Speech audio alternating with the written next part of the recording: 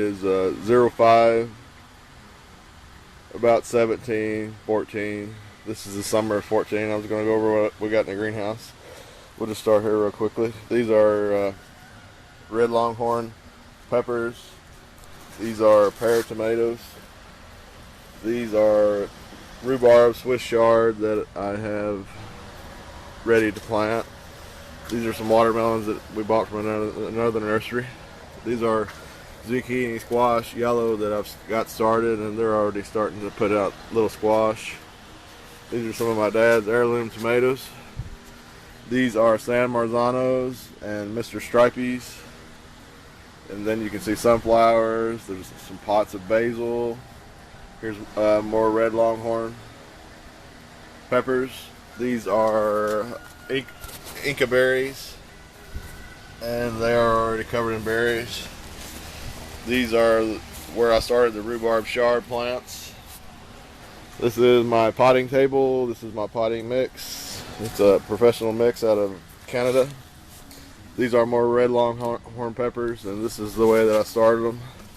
If you want to start peppers, I would suggest you start them in a petri dish. There's about 1,000 peppers right here. And all you do when you want to transplant them is you just pull them up, pull the whole plug up, and then you separate them one at a time and plant them. These are some more heirlooms that I have going. This is actually Mexican jerkin. There's a little miniature cucumbers. And these are some more heirloom tomatoes, I think. These are San Marzano. There's a tray of San Marzanos here, and there's some pink tomatoes in here. Some brandywines are here with the funny looking leaves on them. And we'll go on into some squash, some of my dad's flowers, some red longhorns beside them, some zebra grass.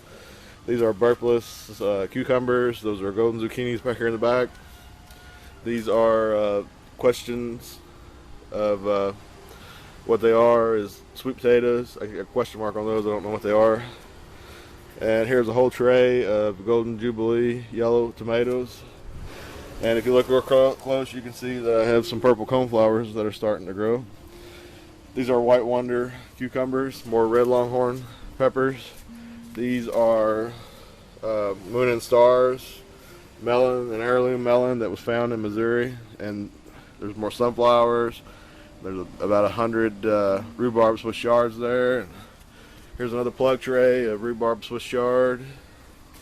This is giant miscanthus grass. These are Mexican sunflowers.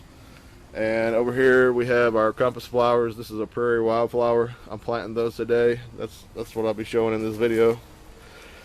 These are just more heirloom vegetables. These are white I can't think what you call it, Swiss chard, white Swiss chard. These are asparagus beans, yard long, Asian stir fry beans.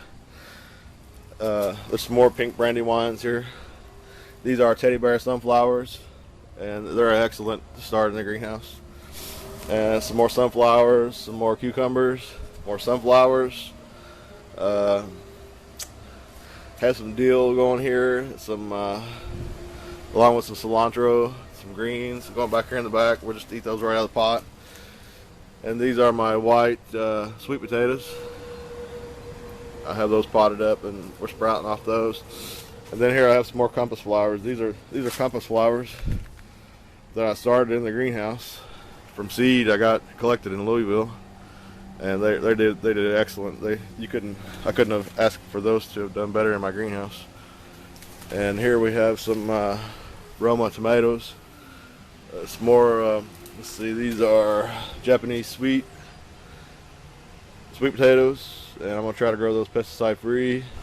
Some banana tree sprouts I have going. They didn't do so well from the winter. Here I already have tomatoes going. This is paste tomatoes that I already have. These are garnet sweet potatoes with a funny looking leaf. That is a jewel sweet potato right there. And these are white sweet potatoes right there. And this is what we got in the greenhouse, and this is what we have to get out for the summer. And this will be our garden. I have things that I enjoy and things that I want to grow. These are cuttings of mulberry trees that I took, and you can actually see the cuttings are still making, miniature, they're still making small mulberries. And you can tell that the mulberry is a female because it'll actually have a berry with 2 hairs on it.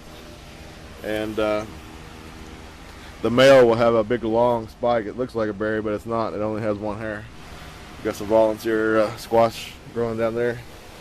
And we'll go on outside the greenhouse here to the site that we had prepared for the compass flowers.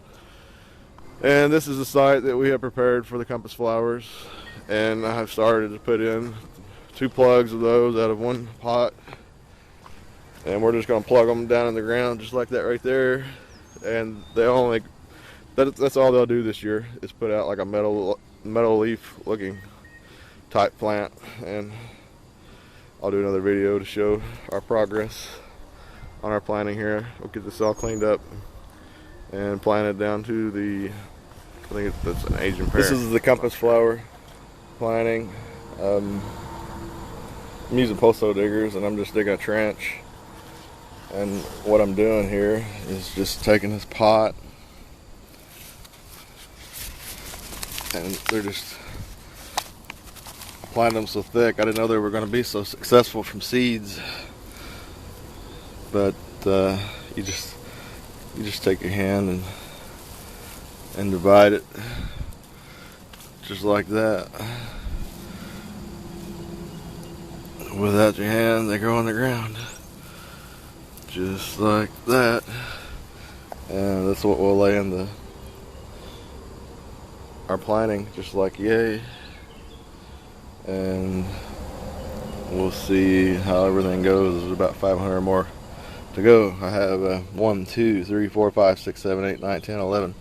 11 there, 12, 13, 14, 15, 16, 17, 18, 19, 20, 21, 22, 23, 24, 25, 26, 29, 30, 31, 33, 34, 35, 36, 37, 38, 39, 40. There's 40 right there in 1 pot. So you can see how successful that these compass flowers actually are from seeds after you stratify them in the refrigerator. These were collected in the fall of 2013, stratified, and they started to sprout in the refrigerator when the temperature warmed up. This is 8 hours later, and we have all of the coneflower planted. I trenched little trenches with my posto diggers, put a corner post in, and there's about 1,000 compass flower in this bed, and I'm going around. I put barbed wire around the bottom so that my lambs will stay away from the prairie site. They tend to eat anything they can get their mouth on, and compass flower is very palatable to sheep. But this is where they are, and this is the way that I planted them, compass flowers.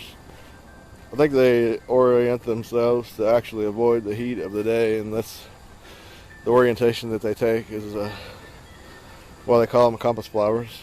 I have this tied in, and I'm going to run it up through here and put a couple metal T-posts in. And the first year, this will be all that these coneflowers do, is put out 2 true leaves after they're cotyledons. I still have to water this. It's a beautiful day here. It's about 70 degrees and been that way all day, so it was a perfect day to plant compass flowers.